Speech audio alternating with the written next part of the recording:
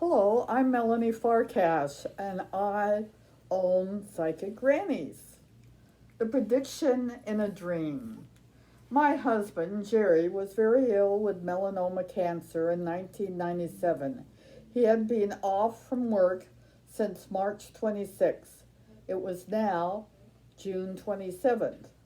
I went to bed exhausted and, as usual, fell off to sleep. Then I started to dream. When I woke up in the morning, I recalled my dream that seemed very real. I remember a figure standing before me in a long white gown with what looked like a hump on each shoulder. I could not see a face, but I saw a hand pointing at me. The figure said, "I will come to take him on July 3rd."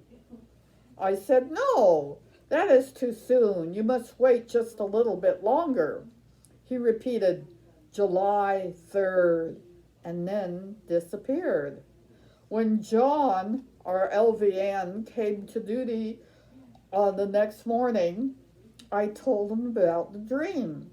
He said, "I'll have the doctor examine Jerry." I left for work and relieved and put the whole matter out of my mind. I got home that evening. John said the doctor had checked Jerry and thought that he felt he had at least 2 more months to live. On July 3rd, I got washed, dressed, gave Jerry a kiss, and said goodbye to Ed and John and went off to work. It was only 8:30 when I got the phone call from John. He said, "Death is imminent. Come home right now." I ran into my boss's office, told her I was leaving, grabbed my purse, and drove home. When I got to the house, everything was eerily quiet.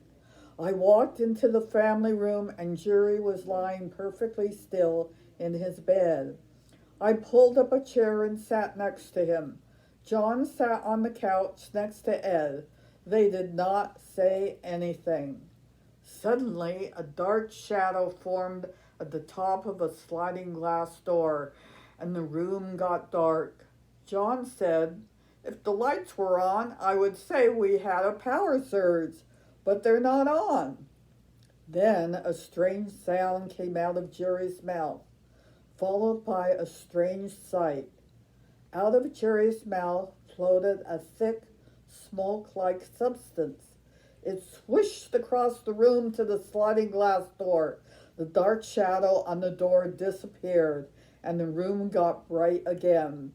John jumped up and ran over to feel Jerry's pulse. He said Jerry passed away. All of a sudden, Ed jumped up and ran out of the room and out the front door. John ran to the phone and called the mortuary. I was left standing next to the bed looking at Jerry, who seemed to me to look so peaceful as if he were sleeping. Ed came back into the house with our neighbor Mike. Mike came over to me and said, "Go upstairs." I got up, I looked at everybody, and went upstairs. I called my daughter in San Jose to come home. I tried to call my son, but he did not answer the phone.